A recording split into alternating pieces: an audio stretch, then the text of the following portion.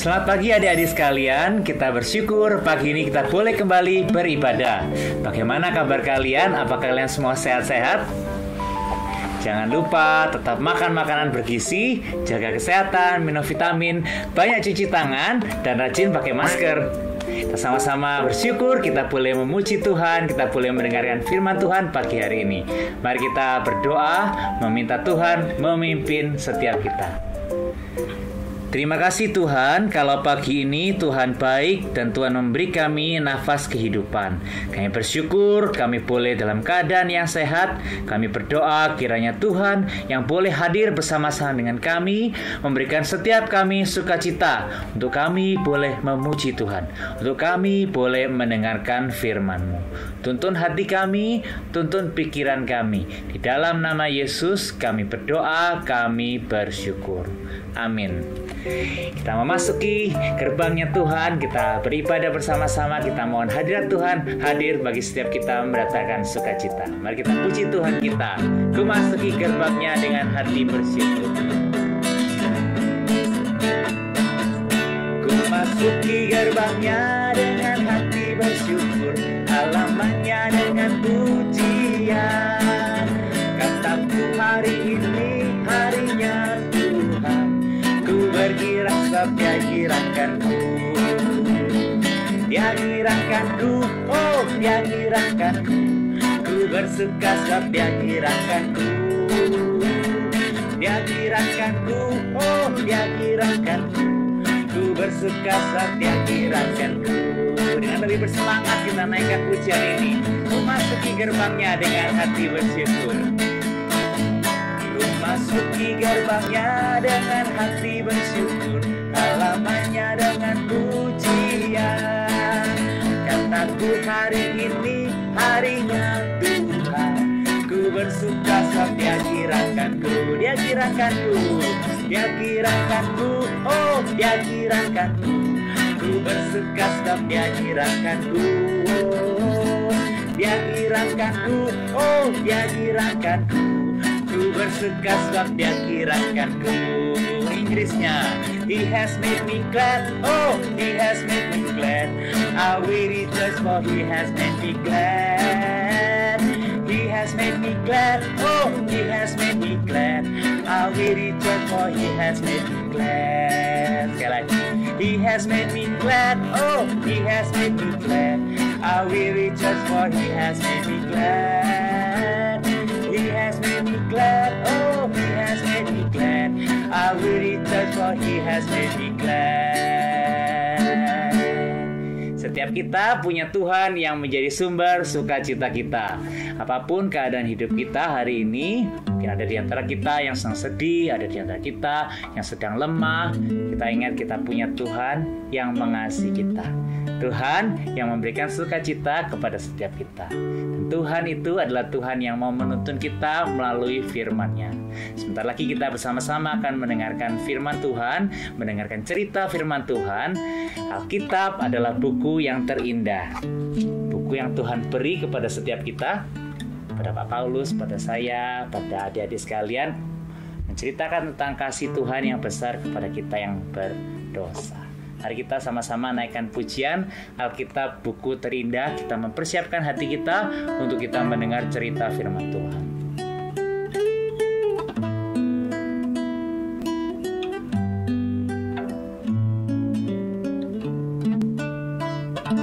Hai kawan, tahukah kamu ada buku yang indah dan menakjubkan, buku yang berisi kebenaran.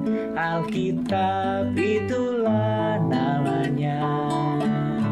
Alkitab buku terindah, surat cinta dari Tuhan untukku dan untukmu dan semua orang. Alkitab buku terindah, ceritakan keselamatan karya Tuhan Yesus yang mulia.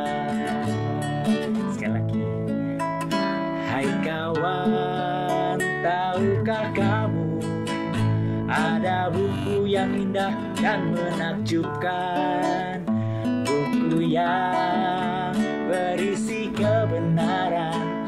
Alkitab itulah namanya. Alkitab buku terindah, surat cinta dari Tuhan untukku dan untukmu dan semua orang. Alkitab buku terindah, ceritakan keselamatan karya Tuhan Yesus yang mulia. Alkitab buku terindah, surat cinta dari Tuhan untukku dan untukmu dan semua orang. Alkitab buku terindah, ceritakan keselamatan karya Tuhan Yesus yang mulia. Karya Tuhan Yesus yang mulia.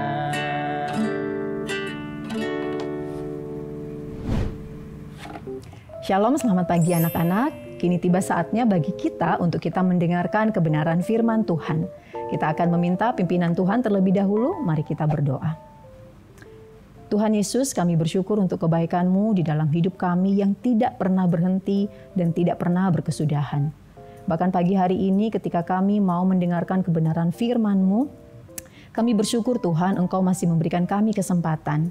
Tolong berikan kami hikmat-Mu yang menolong kami, memampukan kami untuk kami boleh melakukannya di dalam kehidupan kami. Berkati pemberitaan firman Tuhan pagi ini, dan biarlah nama Tuhan saja yang dipermuliakan. Di dalam nama Yesus, kami akan mendengarkan firman-Mu. Amin. Nah anak-anak, pagi hari ini Lause Yasmin bercerita tentang seorang bapak yang pagi hari ini firman Tuhannya diambil dalam Yohanes pasal 5 ayat 1 sampai 18. Nah anak-anak, bapak ini tentang seorang yang dia mengalami sakit. Dan sakitnya itu sudah bertahun-tahun anak-anak. Sangat lama sekali. Kalau kita menghadapi corona ini anak-anak baru berapa bulan begitu ya, belum sampai setahun. Tapi bapak ini bertahun-tahun dia mengalami sakit ini. Nah suatu hari Tuhan Yesus ketika masuk di Yerusalem anak-anak, setelah dia menyelesaikan beberapa pengajarannya di beberapa tempat, dia akhirnya masuk ke Yerusalem. Dan kalian tahu di Yerusalem itu ada satu pintu gerbang, dan di dekat pintu gerbang itu ada satu kolam yang besar, dan itu digunakan oleh orang-orang yang lumpuh, yang punya sakit timpang, yang banyak mengalami sakit. Mereka akan ada di situ untuk mengalami yang namanya kesembuhan. Loh kok bisa sembuh Lause? Bisa anak-anak. Karena di zaman itu ketika kolam Bethesda itu, kalau dalam bahasa Ibrani disebutnya kolam Bethesda. Ketika kolam Bethesda itu didatangi oleh malaikat Tuhan, lalu kolam itu airnya akan bergoncang anak-anak. Dan ketika orang-orang yang sakit datang masuk ke situ, mereka akan mengalami kesembuhan. Tapi tidak sama dengan yang dialami oleh bapak ini. Waktu itu ketika Yesus datang, dia memasuki dan dia melihat orang-orang di sana ada yang sembuh. Tetapi ada satu bapak yang dia tahu dia tidak mengalami kesembuhan. Dan sudah sangat lama sekali bapak ini mengalami yang namanya sakit itu. Kalian tahu berapa tahun anak-anak? 38 tahun anak-anak. Waktu yang sangat lama sekali. Kalau kita ada di posisi bapak ini pasti akan sangat menyakitkan. 38 tahun terbaring di situ, lumpuh anak-anak. Dan dia tidak mampu menyelamatkan dirinya sehingga ketika kolam itu airnya berguncang, dia minta tolong siapapun, nggak ada yang mengangkat dia untuk masuk ke kolam itu untuk disembuhkan. Lalu ketika Yesus datang, wah ternyata Yesus melihat dan tahu apa yang dialami oleh bapak ini. Ketika Yesus datang, lalu Yesus ngomong ke bapak ini, apakah engkau mau sembuh? Tetapi apa jawab bapak ini? Tuhan, saya sudah lama ada di sini. Saya sudah menunggu seseorang untuk mengangkat saya dan membawa saya masuk ke air itu ketika air itu bergoncang. Tetapi tidak ada satupun yang mengangkat saya dan memasukkan saya ke dalam kolam itu. Sehingga orang lain mendahului saya dan saya tidak dapat sembuh. Tetapi apa kata Tuhan Yesus? Bangunlah, angkatlah tilammu dan berjalanlah. Wow anak-anak, setelah kata-kata ini diucapkan oleh Yesus, orang tersebut pun langsung dia bangun, dia mengangkat tilamnya dan dia bisa berjalan anak-anak. Wah luar biasa sekali, dia mengalami sukacita.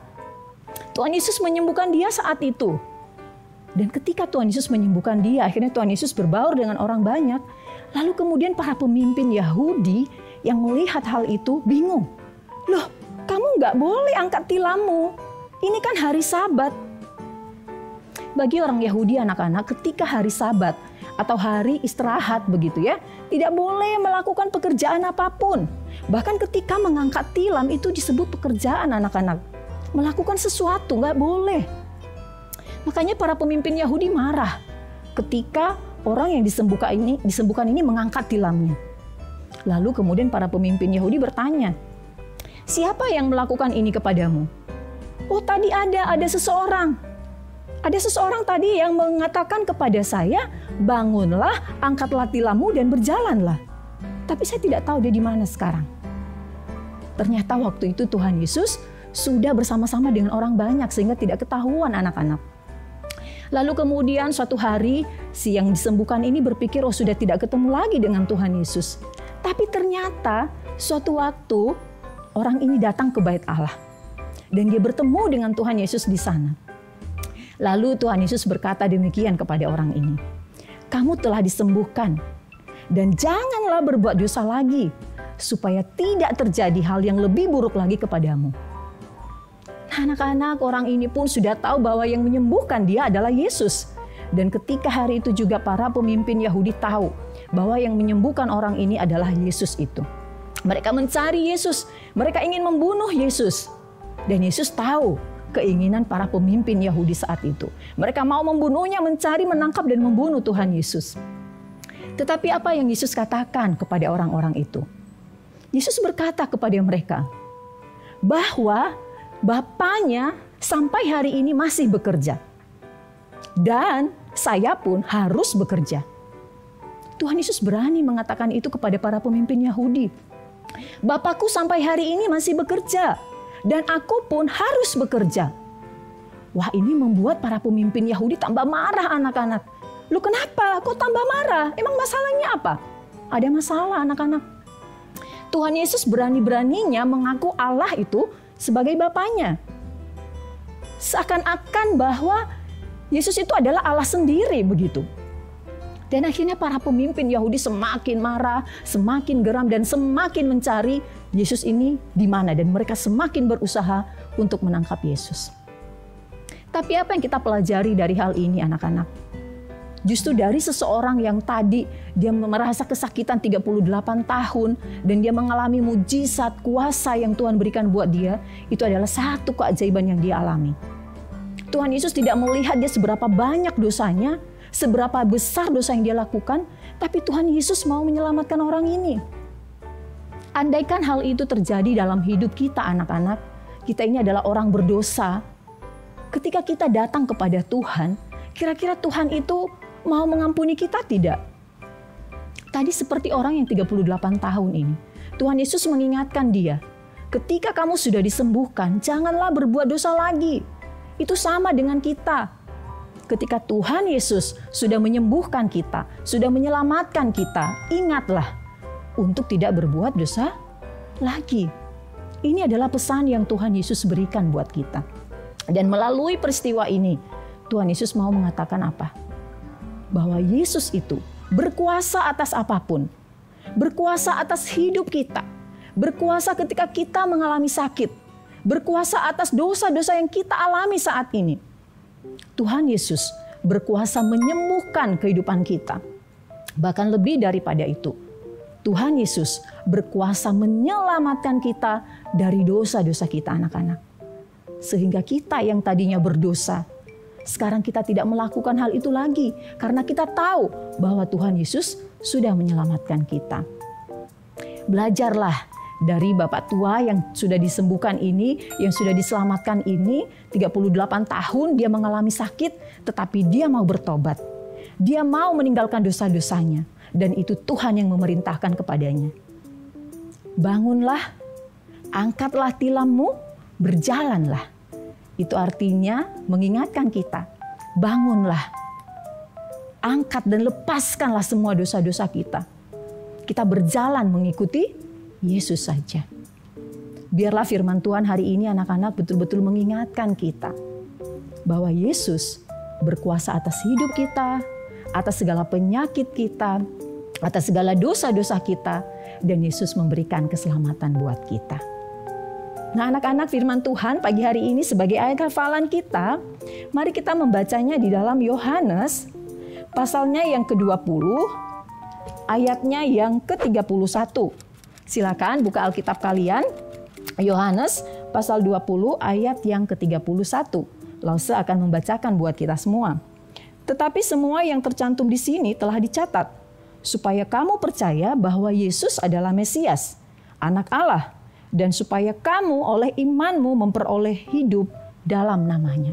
Sekali lagi, tetapi semua yang tercantum di sini telah dicatat, supaya kamu percaya bahwa Yesuslah Mesias, Anak Allah, dan supaya kamu oleh imanmu memperoleh hidup dalam namanya.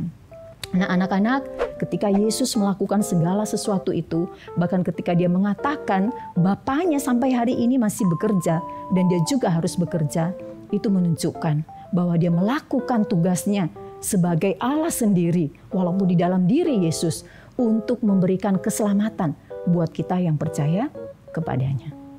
Biarlah firman Tuhan hari ini anak-anak mengingatkan kita untuk menaruh terus percaya kita kepada Yesus saja sebagai satu-satunya sumber kesembuhan dan sumber keselamatan, sekaligus sumber pengampunan. Mari kita berdoa. Tuhan, kami bersyukur untuk firman-Mu pagi hari ini. Kami belajar dari Tuhan Yesus yang sungguh berkuasa atas hidup kami. Kami percaya bahwa ketika kami memiliki penyakit, memiliki masalah kehidupan kami percaya bahwa ada Tuhan Yesus di sana yang menolong kami, yang memberikan kami pengharapan, yang memberikan kami pengampunan. Bahkan lebih daripada itu Tuhan, kami percaya bahwa Engkau satu-satunya Tuhan yang memberikan kami keselamatan, memberikan kami hidup kekal. Dan kami bersyukur ya Tuhan, ajar kami anak-anak-Mu untuk terus menaruh harap kami kepada Tuhan, yang sumber keselamatan bagi setiap kami. Terima kasih Tuhan, kami akan selesai dan biarlah firman Tuhan itu terus kami ingat, terus kami lakukan di dalam kehidupan kami. Terima kasih Tuhan, di dalam nama Yesus kami mengakhiri renungan firman pagi hari ini. Amin. Kita bersyukur kita bersama-sama sudah mendengarkan cerita firman Tuhan. Janganlah kita hanya mendengar, tapi kita juga melakukannya. Nah, tiba saatnya kita akan memberi persembahan. Nah, di sini ada kantong persembahan nih. Nah, kalau biasanya sekolah minggu kita sama-sama masukin persembahan kita ke kantong ini. Tapi karena kita sedang masa pandemi, kita memberikan persembahan dengan cara scan QRIS atau transfer ke rekening gereja GKA Gloria Pacar. Jangan sampai ketinggalan. Minta tolong papa mamanya untuk bantu memberikan persembahan jika adik-adik sekalian mengalami kesulitan.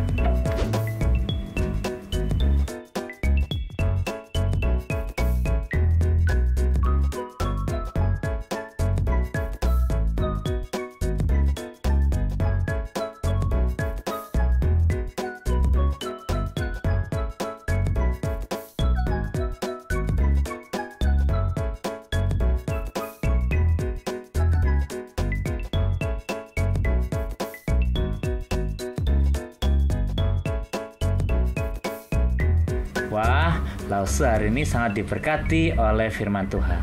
Paulus juga ya pasti diberkati oleh firman Tuhan.